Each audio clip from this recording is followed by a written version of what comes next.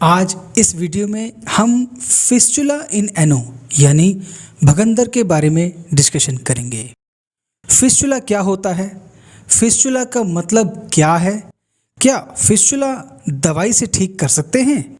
Fistula के लिए surgery में क्या किया जाता है?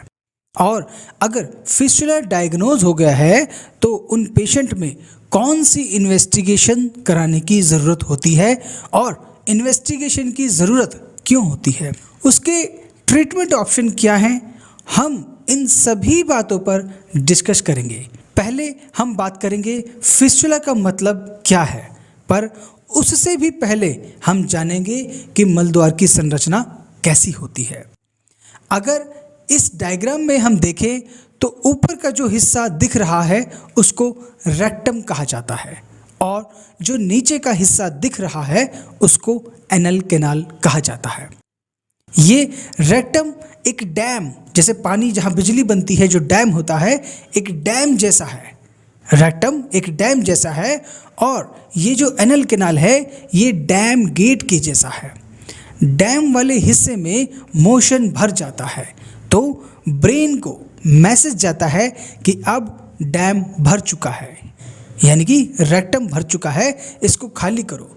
और फिर बारी होती है डैम गेट खुलने की, यानी कि एनल कैनाल खुलना है जिससे कि रेक्टम में भरा मल एनल कैनाल से होते हुए बाहर निष्कासित हो सके। एनल कैनाल के ऊपर दो रबड़ नुमा छल्ले होते हैं जिनको स्फिंक्टर्स कहा जाता है, इंटरनल एनल स्फिंक्टर्स और एक्सटर्नल एनल स्फिंक्टर। ये दो छल्ले मलद्वार को बंद किए रहते हैं, पर जब मल को बाहर निकलना होता है तभी ये ढीले पड़ जाते हैं जिससे मल बाहर की ओर निष्कासित हो सके। अब हम जानेंगे कि फिस्चुला का मतलब क्या। मलद्वार जो होता है यानी कि एनल कैनाल, उसके आसपास कुछ ग्लैंड्स होती हैं जिनका काम होता है मलद्वार के अंदर एक द्रव्य का सिक्रीशन करना जिससे मल लुब्रिकेट हो जाए और लुब्रिकेट होने के बाद मलद्वार से गुजरने वाला मल बाहर की तरफ आसानी से फिसल सके। कभी कभी इन ग्लैंड्स में इन्फेक्शन हो जाता है और इन्फेक्शन की वजह से वहाँ पर एक छोटा सा फोड़ा बन जाता है। अगर ये फोड़ा शुरुआत में ड्रेन होके ठीक नहीं हुआ तो यही फोड़ा बढ़ जाता है और बढ़ने के बाद जब ये फूटता है तो फिस्चुला बनता है। तो एक सिरा इसका एनल कैनाल के अंदर रहता है और दूसरा सिरा स्किन पे रहता है। तो यह एक नलीनुमा जख्म होता है, एक नलीनुमा संरचना ये होती है। फिस्चुला की डेफिनेशन होती है ए ट्रैक बिटवीन टू ओपनिंग्स। आम भाषा में इसको भगंदर कहते हैं। कुछ लोग फिशर की प्रॉब्लम जिनको काफ़ी लंबी समय से होती है उनको भी एब्सेस या फिस्चुला होने की संभावना ज़्यादा रहती है। एनल कैनाल एक ऐसी जगह है जहाँ से रोज़ाना करोड़ों बैक्टीरिया गुजरते हैं, तो मलद्वार में इन्फेक्शन होने की संभावना ज़्यादा होती है। तो फिस्चुला हम देखें तो मलद्वार के बाहर जो फिंसी या गांठ नुमा संरचना दिख रही है जहाँ से पस आ रहा है वो मेन प्रॉब्लम नहीं है। मेन प्रॉब्लम है जिसे इंटरनल ओपनिंग ऑफ फिस्चुला कहा जाता है, क्योंकि पूरा फिस्चुला वहीं से शुरू हुआ है और ये मलद्वार के अंदर बना जख्म क्यों नहीं ठीक हो रहा है, क्योंकि रोगी जब भी मल का त्याग करता है तो बैक्टीरिया उसी अंदर वाली ओपनिंग में घुसकर बाहर आते रहते हैं। कहने का मतलब है कि फिस्चुला के केस में मलद्वार के अंदर वाली ओपनिंग ही बीमारी की जड़ है। कई बार ऐसा लक्षण भी दिखेगा कि एकदम से बहुत सारा पस आ गया और फिर कई दिनों तक पस नहीं आया, क्योंकि पस इकट्ठा होता रहता है और कुछ दिन बाद फिर फूट जाता है। यही बार बार रिपीट होता रहता है।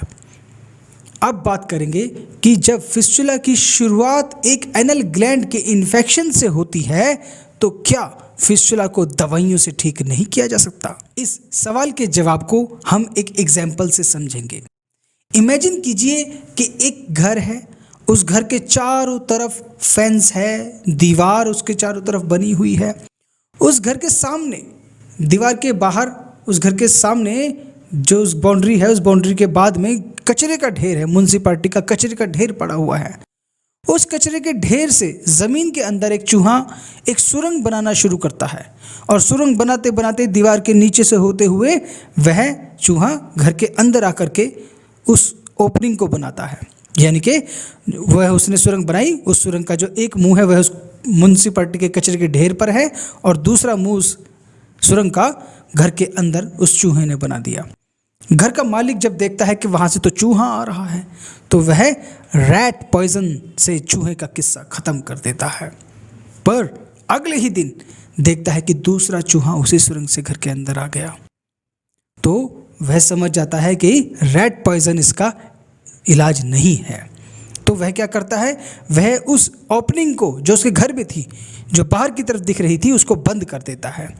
पर जो कचरे के ढेर में ओपनिंग बनी हुई थी उस सुरंग की, वह तो खुली होती है। चूहा वहाँ से एंटर करता है और फिर वह घर में दूसरी जगह ओपनिंग बना लेता है। वह इस केस में भी बिल्कुल ऐसे ही है कि वह जो कचरे का ढेर है वह मल है, रेक्टम में इकट्ठा हुआ मल है, और वह जो कचरे के ढेर में जो ओपनिंग बनी है वही फिस्टुला की इंटरनल ओपनिंग है।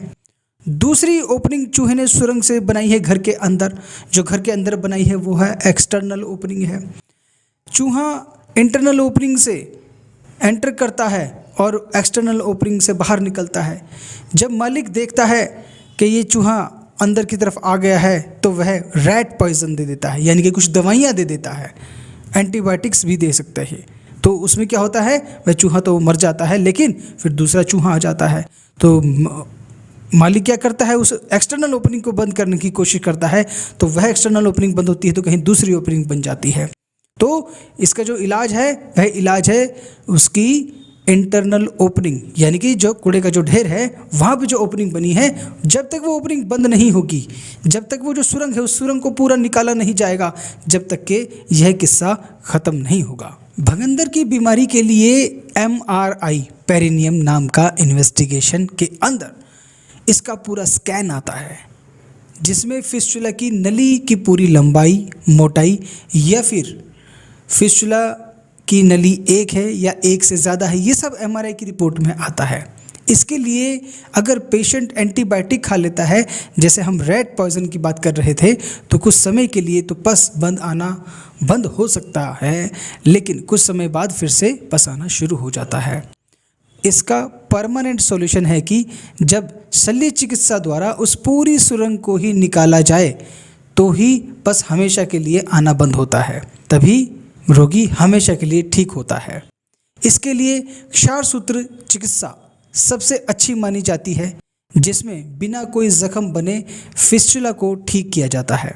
अगर कोई रोगी फिस्टुला की दवाई ढूंढ रहा है तो कुछ डॉक्टर्स दवाई भी देते हैं, पर उसका आराम कुछ ही समय के लिए होता है। परमानेंट इलाज के लिए शल्य चिकित्सा का सहारा लेना ही होता है। अंत में आप सबका बहुत बहुत शुक्रिया।